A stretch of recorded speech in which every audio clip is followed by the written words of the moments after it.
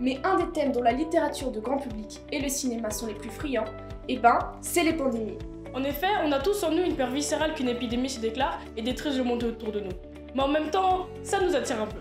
Ainsi, au travers de la fiction, via les livres comme U4 ou Le Labyrinthe, nous essayons de nous faire vivre une même situation, donc de nous faire plus peur. Mais toi qui aimes ça, pas besoin de te plonger dans un monde post-apocalyptique pour satisfaire cette peur, qui est quand même assez bizarre. Regarde, dans notre réalité, il y a déjà plein de pandémies actuellement en cours, tellement qu'on a même l'embarras du choix. Je sais pas, on peut prendre par exemple le sida et...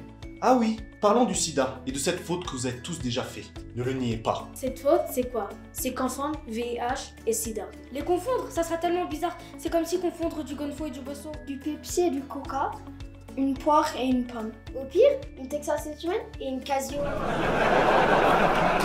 Pour la petite info, le VIH est un virus, comme le dit l'acronyme virus d'immunodéficience humaine. Un virus qui tient sa particularité du fait qu'il s'attaque à nos cellules immunitaires. Sa cible, c'est le lymphocyte TCD4, le général de tous nos globules blancs qui attaque en y insérant un morceau de son ADN. Ce brave lymphocyte va donc devenir inefficace, son nombre baisser et, sans général, sa bataille contre les microbes est perdue.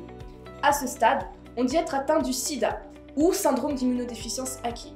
C'est-à-dire que notre système immunitaire n'est plus efficace. Et malheureusement, on finit par mourir d'une maladie dite opportuniste, c'est-à-dire n'importe quelle maladie, qu'elle soit grave ou inoffensive, qui passe dans le coin.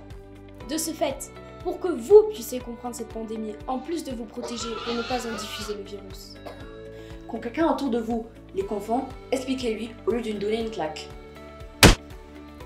Souvenez-vous, la meilleure arme, c'est l'information.